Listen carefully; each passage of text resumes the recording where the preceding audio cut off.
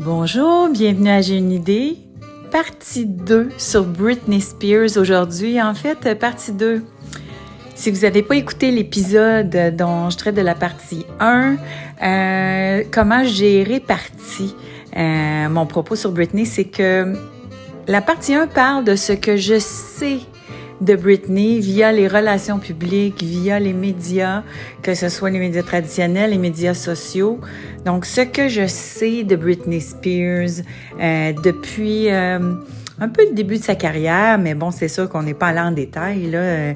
Mais les grandes lignes de ce qu'on a su sur elle et sa période sous tutelle, là, en anglais, on appelle ça son conservatorship, là. Elle a été mise sous tutelle du tribunal et de son père et d'un groupe, là, qui agissait comme tuteur. Elle n'a pas été en maîtrise de sa vie pendant 13 ans. Avant ça, on a vu ses frasques dans les magazines à potins, dans les sites à potins. Mais pendant tout ce temps-là, il y a eu énormément de musique qui a été produite, de vidéoclips qui sont sortis, de prix gagnés, d'ascension et de domination, je dirais même, au niveau de son pop stardom. Britney Spears, c'est une icône, c'est presque aussi gros que Madonna, comme impact, comme fanatisme aussi, à quel point les gens qui l'aiment fort. Puis Britney, c'est un narratif, c'est une image à la fois en vidéo, les gens se sont attachés à elle depuis le début. C'était un succès fracassant depuis le début. Dès le premier vidéo One More Time, donc où elle était jeune, et elle a grandi avec ses fans jusqu'à la période sombre là, qu'on lui connaît. Mais on lui a connu une période sombre, mais on l'a presque pas vue pendant ce temps-là. Puis tu sais, elle disait qu'elle pouvait pas parler, puis elle pouvait pas s'exprimer. Alors, il y avait des entrevues, mais on se demandait ce qu'elle disait puis ce qu'elle disait pas, puis on savait que c'était extrêmement contrôlé. Donc, est-ce qu'on connaît la vraie Britney? Et c'est là où j'en suis, donc, à la fin de mon premier épisode sur Britney Spears. Et je m'apprête à lire son livre, que je lisais pas, mais qui pourtant nous est présenté comme étant sa version. Puis là, je vous disais, mais pourquoi je l'ai pas lu? Pourquoi j'avais pas le goût de le lire? C'est parce que j'étais pas convaincue que c'était vraiment sa version. Je me disais, c'est-tu vraiment elle qui a fait ça? Avec ce qu'on entend sur sa santé mentale présumée, sur ses difficultés, est-ce qu'elle est vraiment capable d'écrire un livre avec ce qu'on en voit sur les réseaux sociaux? Je me disais, si ça se trouve, c'est même pas elle qui l'écrit. Puis en plus, tu sais, ce qui est dit là-dedans, ça doit être totalement aseptisé. Il doit pas avoir grand-chose. Puis après ça, je me disais, donc, est-ce qu'elle peut vraiment parler? Est-ce qu'elle est vraiment libre aussi? Puis est-ce que... Elle n'est plus sur tutelle, mais elle a des gens probablement qui l'entourent puis qui entourent ce qu'elle fait. Parce que voyez-vous, c'est ça. Là, je vais commencer par une parenthèse. Je vais dire, je m'appelle Jeanne Duquette, premièrement. Mon nom est Jeanne Duquette. Je suis la créatrice de ce podcast qui s'appelle J'ai une idée, qui raconte des histoires de succès et de scandales dans le développement de la notoriété des personnalités publiques. Alors, on examine des bons coups, des histoires et aussi des catastrophes. Comme vous pouvez le voir, dans les 51 premiers épisodes, on est déjà rendu à 52, 53. Merci à tout le monde. J'adore faire ce que je fais. Puis, vous êtes plusieurs à m'écrire aussi pour me donner vos commentaires. Fait que c'est toujours très, ça me fait très plaisir. Puis, continuez à le faire. C'est vraiment génial. Puis, si vous voulez me faire plaisir, n'hésitez pas à vous abonner au podcast, à faire des commentaires. Continuez de m'aider à faire connaître. Donc, j'ai une idée. Parce que ce beau contenu-là gratuit que j'avais pour vous, je voudrais continuer à le faire longtemps. Alors, plus il y a de gens qui me connaissent, plus il y en a qui risquent de retenir nos services. Et ça me permet donc de continuer de vous partager mes idées. Alors, première chose, c'est que quand une star va pas bien, OK? Quand une grande star de la musique va pas bien ou qu'elle a des comportements qui nécessite beaucoup d'intervention de son équipe, que ce soit, bon, dans son cas, la famille, c'est allé loin, là, tu sais, Britney Spears, c'est le cas ultime. Donc, il y a eu une tutelle. Elle n'a plus été en mesure de prendre des décisions sur sa vie. Puis, ce qu'on a su à la fin de la tutelle, c'est que elle pouvait même pas avoir de la liberté sur son corps et sur tomber enceinte. Donc, elle était obligée, qu'elle disait, de porter un stérilet, puis de se protéger. Elle ne pouvait pas décider d'avoir d'enfants, elle ne pouvait pas décider de se marier, bref. Alors, c'est allé loin.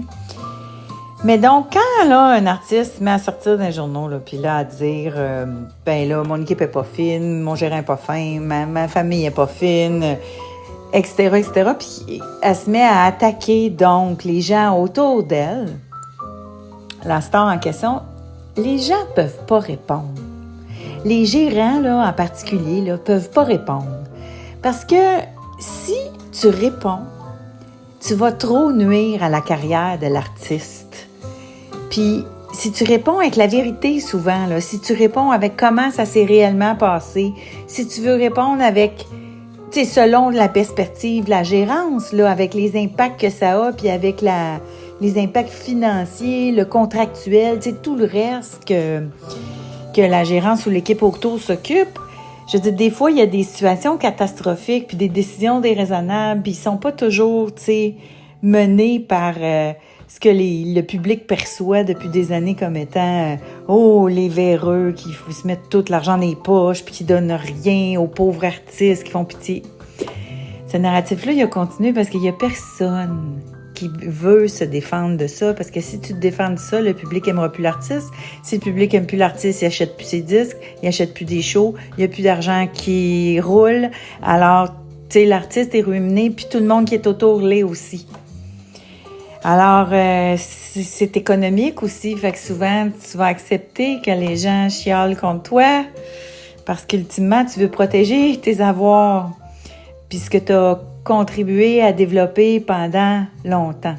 Fait que, lisant les lignes, là, vous avez le droit. Fait que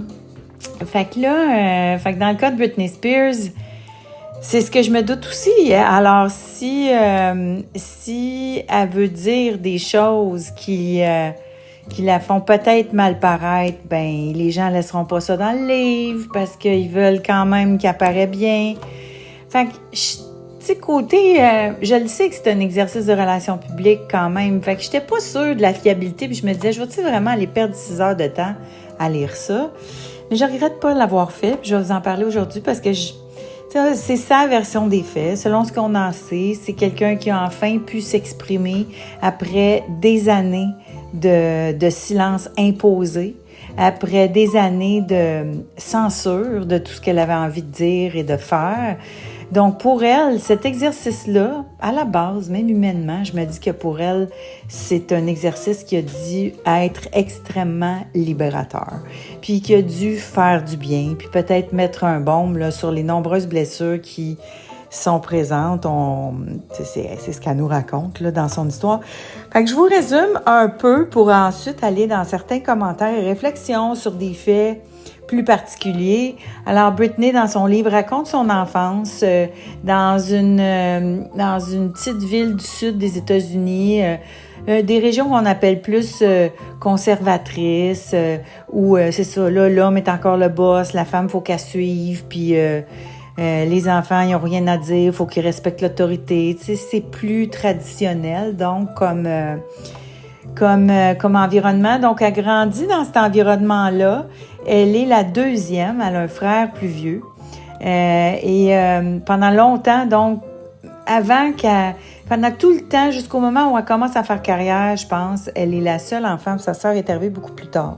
Sa petite sœur, qu'on connaît aussi, qui s'appelle Jamie Lynn Spears.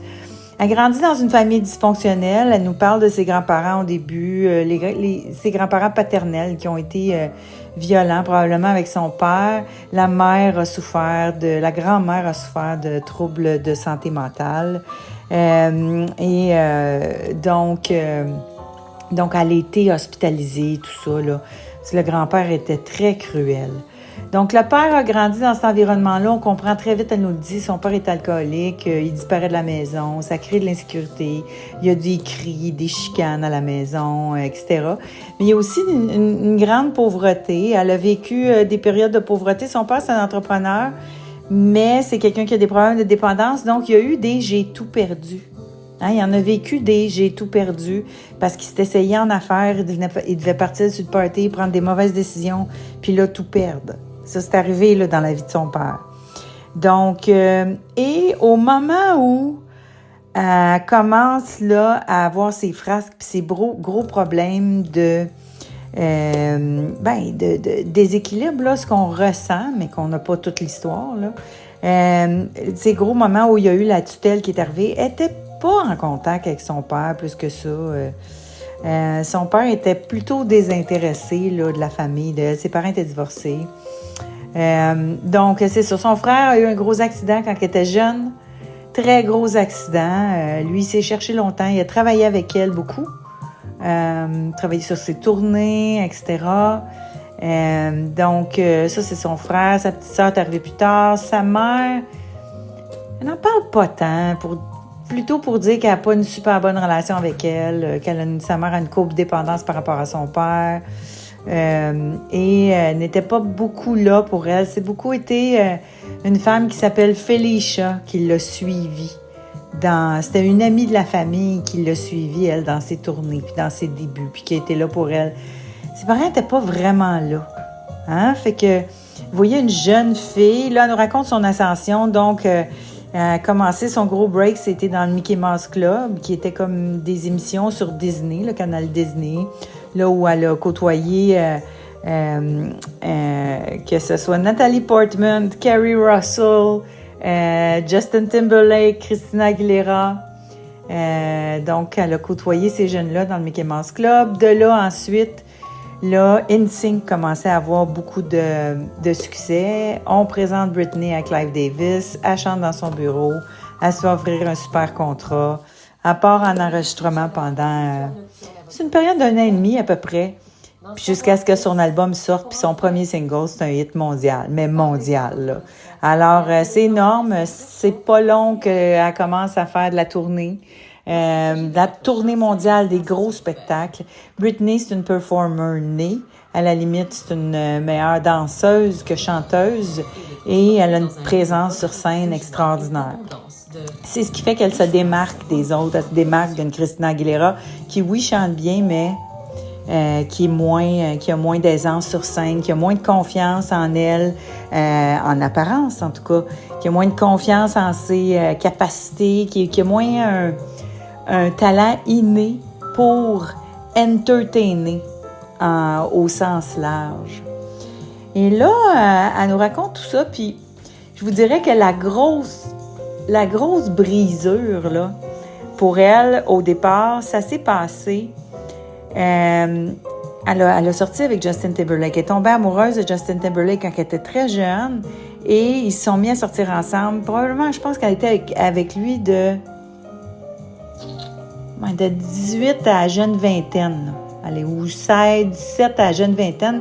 Ils ont été en couple, puis elle était bien avec lui. Ils étaient dans un bon couple ensemble.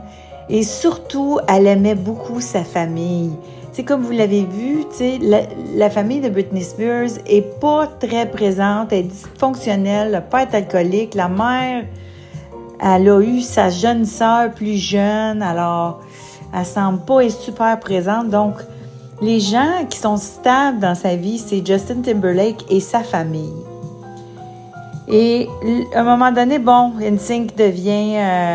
ils ont vraiment été en amour, ces deux-là, mais NSYNC devient succès mondial.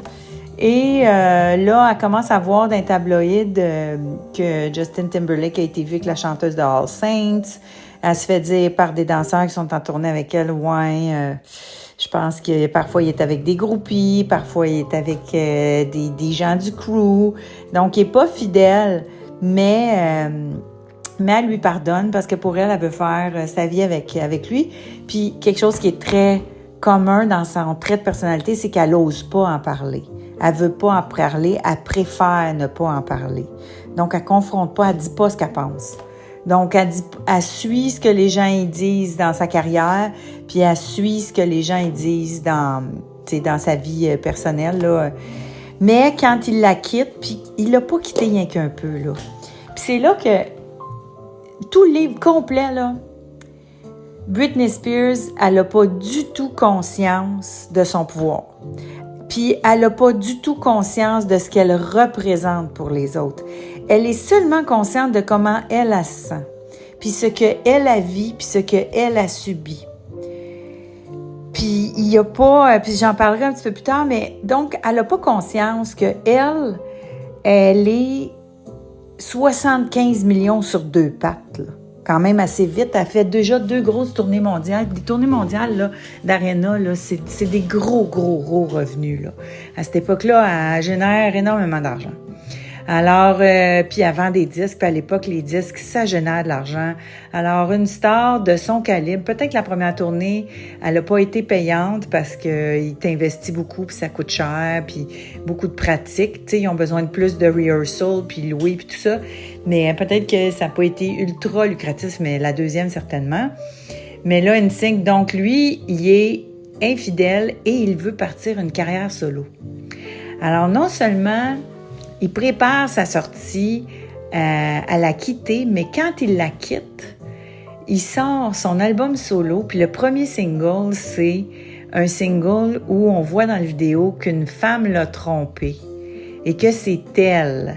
Et qu'on sous-entend que c'est Britney Spears. Et Britney Spears, bon, à l'époque, elle avait la réputation, elle avait dit qu'elle venait d'une famille traditionnelle puis qu'elle allait attendre avant le mariage, avant d'avoir des relations. Puis lui, il a dit à tout le monde, ben non, c'est pas vrai, ça fait longtemps qu'on avait des relations. Alors, il la laisse, il se sert d'elle pour lancer sa carrière, c'est partout dans tous les journaux à potins, puis là, les gens commencent à dire Britney Spears, c'est une slot, puis c'est une scie, vous savez comment la presse est pas gentille avec les femmes. Et tout ça, là, c'est devastating pour Britney Spears. C'est déjà quelqu'un de fragile. C'est déjà quelqu'un qui n'a pas été beaucoup aimé, là. On le voit, là. Elle a été proche de certaines personnes, mais pas tant. Tu sais, elle n'a pas tant de famille. Et quand elle perd son chum, elle est déjà dévastée. Puis elle dit déjà dans le livre, donc, parce qu'on a de la misère, elle ne nous parle pas du tout de sa santé mentale en détail. Elle nous dit pas ce qu'elle a.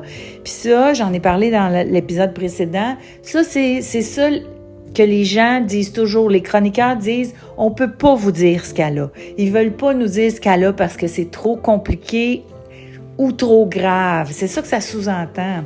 Donc, c'est sûr que c'est pas quelque chose qui se maquille facilement, là. D'après moi, tu sais, je me dis bipolaire, il y a plein de monde qui l'ont dit. Il y a Lady Gaga qui a dit qu'elle prenait des antipsychotiques. Alors, je me dis, est-ce que... Puis, tu sais, ça sous-entendait qu'elle avait de la schizophrénie, Lady Gaga. Elle l'a dit dans une entrevue avec Oprah. Je ne sais pas si cette entrevue-là existe encore, par contre, mais je l'avais vue. Mais donc, est-ce que c'est ça qu'on nous cache par rapport à Britney Spears? Je ne sais pas. Mais tout ça pour dire que même elle... Ce qu'elle dit, par contre, c'est que quand Justin l'a laissée, elle n'a pas parlé. Donc, elle était dans un mutisme pendant plus d'1 an. Elle parlait plus. Elle parlait plus à personne. Elle parlait pas. Elle était tellement sous le choc, tellement en peine d'amour épouvantable, puis pas d'assise pour gérer ça. Puis, tu sais, c'est ça, je réfléchissais, je me disais, quand t'as pas été beaucoup aimée, tu sais, elle a grandi dans une famille dysfonctionnelle. Elle n'a pas eu de gens beaucoup là pour elle. Elle a suivi beaucoup de cours. Elle a été performante. Elle a été beaucoup partie de la maison. Donc, elle n'a pas vécu beaucoup d'amour. On sent qu'elle n'a pas beaucoup de relations, ni avec le père, ni avec la mère. Avec le frère, ça a été très, très fusionnel pendant longtemps. Puis, donc, ce qu'on comprend, c'est sa figure, c'était lui, mais... À un moment donné, il y a eu son accident, puis c'est là qu'on pense qu'il y a eu comme une cassure. Puis son accident, il a failli mourir, donc peut-être ça a eu des conséquences au cerveau. Bref. Fait que, je sais pas, mais tout ça pour dire qu'elle ne semble plus aussi proche de son frère. Fait que quand elle a, tu sais, quelqu'un qui est super aimé, puis qui a une famille aimante, puis tout le kit, sa relation se termine, là. La relation amoureuse se termine, il y a une peine d'amour, mais tu sais que tu peux revenir à la maison puis qu'il y a plein d'amour qui t'attend. Mais quelqu'un qui vient d'une famille dysfonctionnelle, qui n'a pas été aimé, qui est hypersensible, c'est comme une plante qui a pas de fondation, qui tient pas. Fait qu'au moindre coup de vent, elle arrache. Au moindre coup de vent, elle tient pas. Il y a des gens qui sont des arbres émotionnellement parce qu'ils ont été bien outillés, bien entourés, puis ils ont grandi, puis ils sont forts. Mais il y a des gens qui en ont pas beaucoup. Alors, les peines d'amour, c'est dévastateur dans ce temps-là parce que tu n'as pas d'autres sources. Hein? Fait que pour elle, elle dit, c'est salé jusqu'à physiquement. Donc, mentalement, là, c'est clair. Puis elle dit, j'étais un peu weird, Elle dit des fois, j'étais un peu weird. Elle dit des fois, j'ai été bad. Elle va dire ça. J'ai été bad pendant une certaine période, mais c'est tout ce qu'elle va dire, là. Alors, on n'a pas vraiment de détails, mais bref, elle a eu une longue période de mutisme après sa relation avec Justin Timberlake, qui a même dû venir la voir pour essayer que ça se passe mieux. Puis elle dit que même quand il est venu, puis qu'il a écrit une lettre où il a dit qu'il reconnaissait ce qu'ils ont vécu ensemble, puis elle dit que la lettre, elle l'a encore, puis qu'elle est encore en dessous de son lit aujourd'hui, à ce jour. Puis au moment où elle écrit ça, elle est avec son nouveau mari. Fait que, mais bref, donc c'est important pour elle. Alors, ça a été énorme. Puis ce qu'elle dit, c'est ça, c'est qu'elle aimait sa famille, puis elle a perdu beaucoup quand elle a perdu sa relation avec lui. Mais là, en plus, si vous imaginez, tu sais, ton chum, ton ex-chum, pour qui tu as une peine d'amour, il s'en va se servir de toi pour sa campagne promotionnelle, puis pour faire de l'argent. Et ça, on le comprend aussi, c'est une blessure énorme, mais qu'elle ne vit pas tout de suite cette blessure-là comme elle est dans la peine d'amour. Alors ça se passe, donc, et ça prend du temps, donc elle parle plus, puis elle parle à personne. Elle parle pas aux journalistes, lui il fait des entrevues, ça sous-tend des affaires, il est au top du top. Cet album-là, solo de lui, ça a été un succès incroyable. Et là, c'est ça. Donc, elle s'exprime pas, elle fait pas de comeback ou elle demande pas, elle se revanche pas. Tu sais, on voit que déjà ça l'a brisé. Alors là, tu te dis que là, elle va aller travailler, elle va aller sortir d'autres albums puis être numéro 1 dans le monde. Mais pour le succès puis la carrière, c'est la même chose que le mieux-être. Puis je pense que je vous en ai parlé dans l'épisode de la semaine passée. Vous savez, quand on a des blessures profondes qui causent des blocages, qu'on appelle les fameux blocages, OK? Les gens vont dire, c'est pas nécessaire, je suis capable de passer par-dessus, puis je vais aller vivre ma vie, puis j'ai pas besoin de penser à ça, puis j'ai pas besoin d'aller broyer ça, puis tout ça. C'est parce que des fois, il y a des blessures qui causent des blocages. Puis ces blocages-là, t'auras beau mettre par-dessus toutes les succès, les réalisations de soi, les cours en croissance personnelle, en « je m'aime plus demain matin », puis tu vas essayer de rajouter des affaires dans le contenant. Le contenant, il est bloqué. Faut que tu le débloques.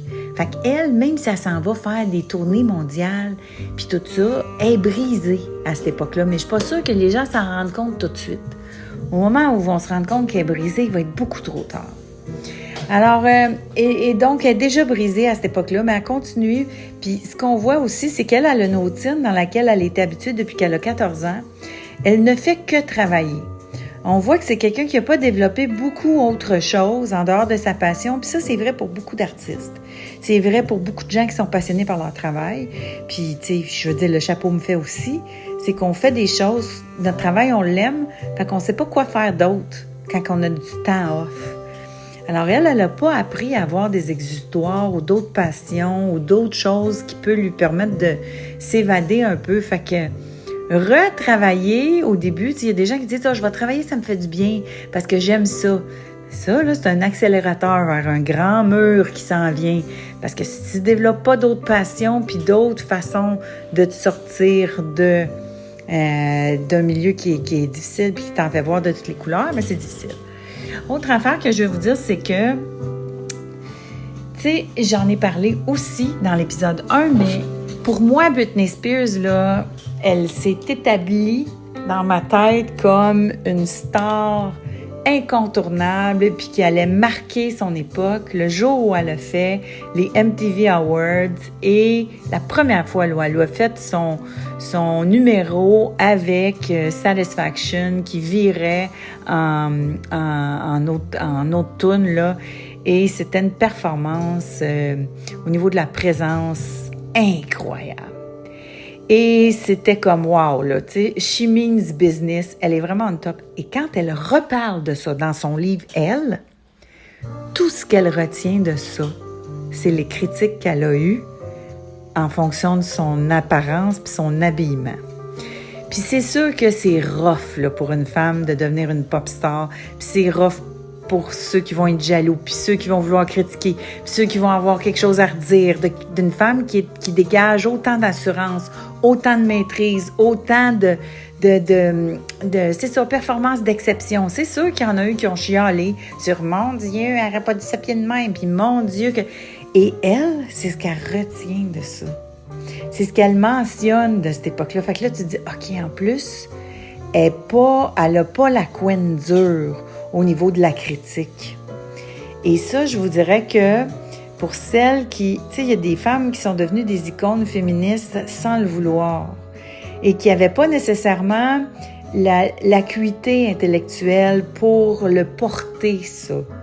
Et donc, contrairement à une Madonna qui porte son pouvoir, son girl power, son assurance, puis sa maîtrise, elle la porte autant intellectuellement que sur la scène, puis je dirais encore plus intellectuellement parfois que sur la scène pendant longtemps. Britney Spears n'est pas équipée, on le voit, elle n'a pas le même... Alors, tu sais, vous voyez, il y a ça aussi, il y a des gens, l'intelligence,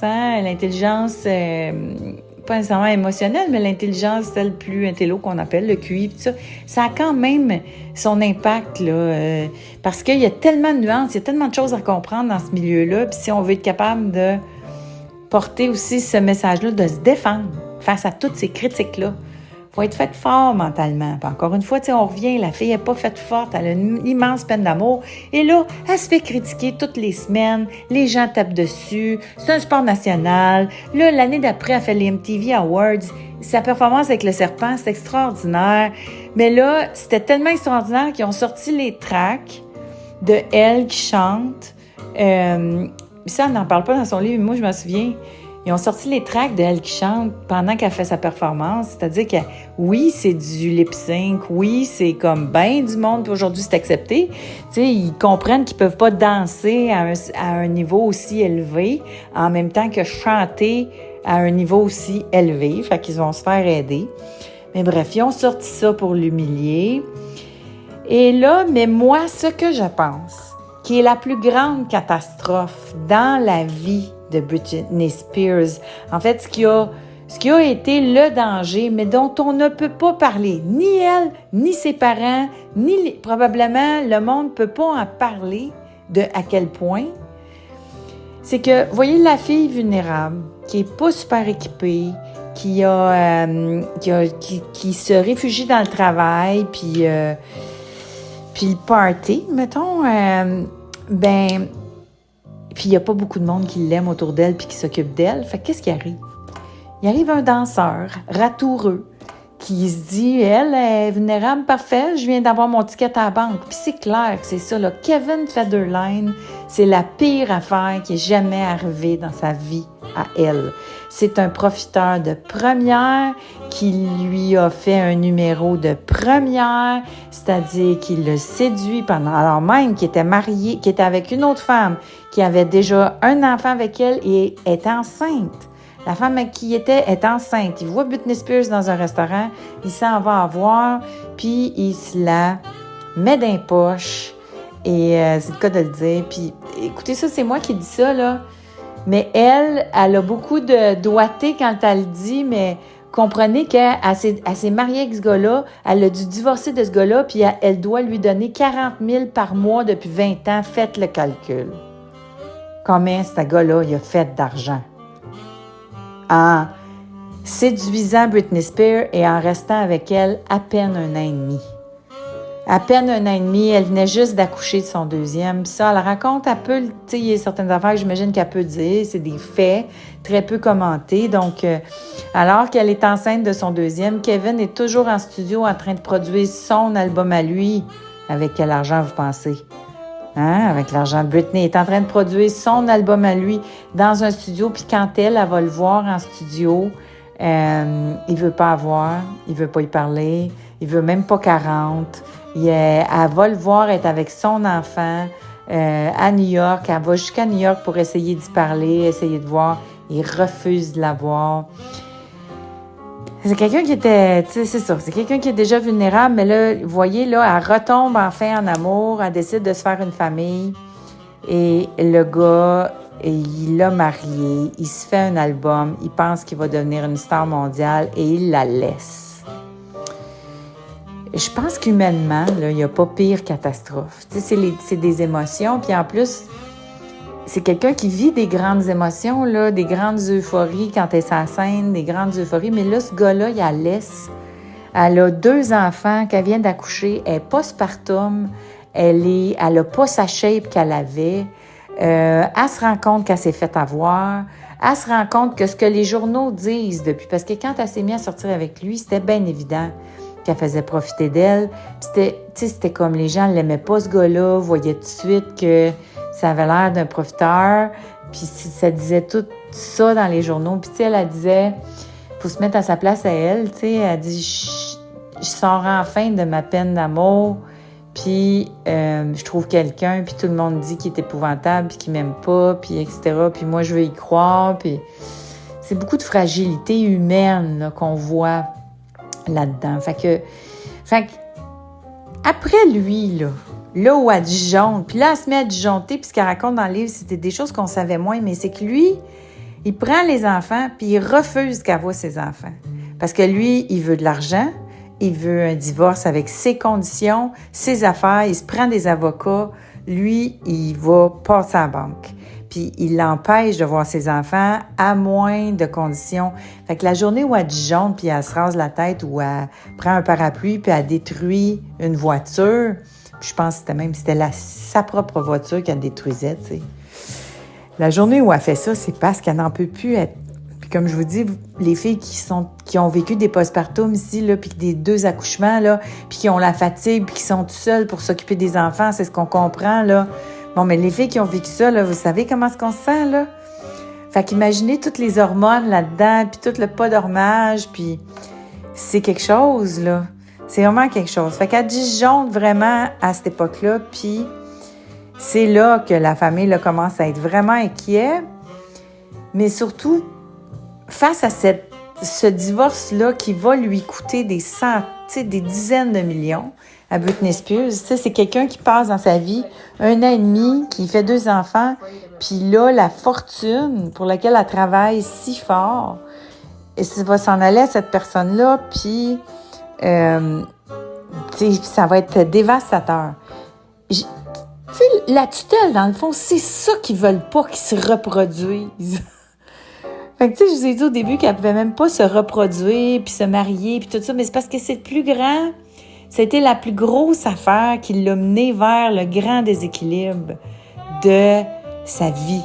Hein? On n'est pas juste dans sa carrière, là, on est plus dans l'humain, mais c'est ça. Puis je me dis qu'au fond, la tutelle, à la base, un juge, là, c'est probablement ça qui essaye de... Parce que là, elle se met à sortir avec un photographe marié, parce qu'après Kevin, là, c'est ça, là, elle disjoncte, puis là, elle dit « I was bad ». C'est là qu'elle dit « I was bad », mais elle nous dit pas grand-chose. Elle dit que quand elle a construit sa maison et que Kevin était un petit peu... elle pétait des coches, là, puis elle était un peu trop opiniâtre. Ça, elle dit.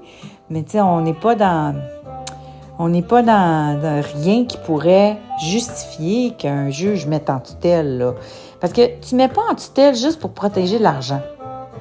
Parce que pour ça, tu sais, Whitney Houston a tout perdu. Michael Jackson, quand il est mort, il y avait 500 millions de dettes. Toutes les stars qui ont des problèmes de consommation, ils vont prendre des mauvaises décisions, vont mal s'entourer, ils vont perdre énormément d'argent. Est-ce qu'il y a des gens qui ont profité de stars avant ça? Ben oui. c'est plein le web, là, des histoires tristes comme ça. Puis, c'est ça qu'elle dit dans le livre. Tu sais, ces portions-là sont intéressantes, mais bon, est-ce que ça vient vraiment de elle? C'est que, tu sais, il y a sa période où on l'a beaucoup jugé, là, puis qui a mené à une mauvaise presse à son endroit. Il va être long, je vais être obligée de faire une 3e partie, peut-être. Mais cette période-là, là, noire, qui a mené à la tutelle, c'est une période où elle était sur le party, où elle s'occupait pas de ses enfants, elle sortait avec des chums de filles, puis elle profitait de sa jeunesse, elle avait juste 25 ans. Combien de stars du rock masculine ont fait ça, puis il n'y a personne qui les a dérangés. Il n'y a personne qui leur a dit « Tu t'occupes pas de tes enfants, t'es en tournée, t'es avec des groupies, t'es parti sur le party. » Il n'y a personne qui juge ça. Il n'y a pas un tabloïd qui met ça en première page, que toutes ces grandes stars du rock-là s'occupent pas de leurs enfants, puis qu'il y en a dans plein de villes parfois, puis etc. Ça, c'est vrai, là. Le traitement des jeunes femmes à cette époque-là par les médias potins, parce que ça fait du clic, ça a été épouvantable. Et ça a mis la table au narratif de qui? De Kevin Federline. C'est lui qui s'est servi de ça pour probablement aller chercher des montants d'argent faramineux. Et parce qu'on ne sait pas tout, on le sait, le 40 000 par mois qu'elle donnait pour ses enfants, mais probablement qu'il y en a eu pour lui, puis tout, là aussi. Tu sais, ses enfants ont 18 ans, 40 000 par mois, fois 12, fois 18. Hein? Faites le calcul. C'est 1 demi-million par année, à peu près, puis ça, c'est... Tu sais, mettez 1 million par année pendant 18 ans. C'est ça, c'est entre 20 et 40 millions, lui, qu'il y a eu. Fait qu'on s'entend-tu que quand la fille, elle commence on voit qu'elle est brisée, on voit que là, les parents ont vraiment compris probablement, my God, elle a besoin d'aide, my God, elle est brisée. C'est pas juste une peine d'amour, là, c'est quelqu'un qui a vécu un paquet d'affaires puis qui a besoin de beaucoup plus de support et d'amour qu'on pensait. Est-ce que c'est ça qu'ils se sont dit? Je sais pas. Mais là, elle est brisée, puis est-ce qu'elle va être capable de retravailler? Elle vient de perdre entre 20 et 40 millions à Kevin Federline. Est-ce qu'elle est ruinée? Est-ce que sa vie est finie? Puis elle a juste 25 ans. Alors, puis à l'époque, là, ça commence, je vois le temps, fait que je vais vous faire une partie 3. Je vous annonce tout de suite, ça mérite une partie 3 parce qu'on n'est même pas rendu, on est encore là, on est avant la tutelle. Mais, parce que juste avant la tutelle, elle a payé pour faire un album à Kevin, mais elle a payé pour faire un album à elle aussi. Donc, elle est executive producer de Blackout, OK, de l'album qui s'appelle Blackout. Et à l'époque, donc, parmi les milliers d'articles qui la dénigrent, qui l'humilient, qui sont désobligeants à son endroit, parce qu'elle fait des erreurs, parce que, tu sais, c'est une mère en postpartum, là. On peut-tu la laisser tranquille? Les paparazzis qui sont après, effrayants, elle peut plus rien faire. Ils essayent de la prendre en défaut. Elle est toute seule. Bref. Elle fait l'album Blackout et à l'époque, ils disent, bof, c'est un album où il y a tellement d'autotune que on sait pas si elle a vraiment, c'est un album, ils prennent pas l'album au sérieux, mais sachez qu'aujourd'hui, Blackout est reconnu comme étant un des plus grands albums pop des 50 dernières années. C'est le seul de ces albums qui a été reconnu par le Rock and Roll Hall of Fame. C'est un album qui a été cité par Rihanna, par un paquet de grandes stars comme étant l'album pop qui les a les plus influencés. C'est un album à l'origine de tendance. Oui, l'autotune, il y a de l'autotune dedans. Mais, je veux dire, après ça, on a eu Akon, on a eu tout le monde qui ont commencé à en faire. Puis aujourd'hui, l'autotune, c'est un mardi, là, en pop. Mais ça a été copié et reproduit. Et elle avait le contrôle total sur cet album-là. Puis probablement que, c'est ça, elle a essayé plein d'affaires. Puis les gens sous-estiment donc cet aspect-là de sa vie, son aspect artistique. Elle a créé un des meilleurs albums pop de tous les temps. pendant cette période-là, elle peut pas être si... Parce qu'elle n'arrête pas de dire ça. Dans le livre, là, elle répète souvent, j'ai fait cet album-là pendant cette période-là, je peux pas être aussi tout croche que les gens le disent, puis etc. Puis, bref, c'est là où on en est, au moment où on se parle. On va faire une deuxième partie après cet album-là, mais ce que je veux vous dire, c'est que, donc, ça a mis la table à, là, rajouter ça, là. Peine d'amour x2. OK? Elle revit une peine d'amour qu'elle a eu très de la misère à gérer la première fois, parce que son Gavin, elle l'aimait, là. Mais là, en plus, c'est qu'il veut pas qu'elle voie ses enfants. Et ses enfants, elle les aime, là. Il veut pas qu'elle les voie. Quand elle y va, il retient. Si elle respecte pas ses conditions, puis il donne pas l'argent qu'il veut. Fait que ça, c'est épouvantable. Mais en plus, il faut qu'elle gère une poursuite, là. Une poursuite puis un divorce entre quand il y a des énormes montants en jeu, même si t'es fait fort, même si t'es très intelligent, même si, quand c'est quelqu'un qui va venir te chercher ce que t'as construit pendant des années, puis qu'en plus, cette personne-là, tu sais, elle considère qu'il l'a trompé, qu'il l'a trahi, qu'il l'a utilisé. Ça fait mal, là, c'est effrayant. Fait qu'humainement, émotionnellement, là, c'est sûr que c'est un train wreck, là. Elle n'a pas du tout promu l'album Blackout, on ne l'a pas vu après. Et là, ils sont venus ses premières hospitalisations. C'est quand elle est revenue chez elle, après ne pas pouvoir voir ses enfants, là, que l'ambulance est venue. Puis ça, c'est des images qui ont été beaucoup passées là, en boucle, là. Et là, elle est à son plus bas à ce moment-là. Alors, mais c'est ici qu'on va se laisser pour cette portion-là de J'ai une idée. Je ne vais pas vous tenir trop longtemps. Mais donc, pour la première fois, ce sera un J'ai une idée en 3 parties, mais ça vaut la peine. Cette grande star du pop-là qu'on a... tu sais, qui est connue, mais méconnue, qui a une œuvre artistique imposante, qui a une œuvre médiatique tout aussi imposante, qui a été autant controversée qu'adulée, que jugée, que c'est effroyable, là, tout ça, tout ce qu'elle a vécu. Et aujourd'hui, qu'est-ce qu'il y en est? On est en train d'aller voir sa version des faits, du danger que représentent des si grandes carrières et de si grands enjeux et de si grandes responsabilités quand on n'est pas préparé, pas équipé, peut-être pas accompagné, puis peut-être pas aussi outillé qu'on le voudrait. Qu'est-ce que ça a sur un humain? Hein? Chaque personne qui veut devenir famous, je vous le dirais, moi, que il y a des gens qui peuvent pas, puis qui devraient pas. Puis maintenant, je le sais. Je le savais pas avant. Moi, quand je signais des artistes, j'ai signé sur le talent brut. Puis je me disais que le reste, il allait pouvoir l'apprendre. Mais il y a certaines aptitudes ou certaines forces de caractère ou même une certaine intelligence. Pour les grandes carrières à ce niveau-là, là, ça demande un niveau de responsabilité personnelle qui est pas donné à tout le monde.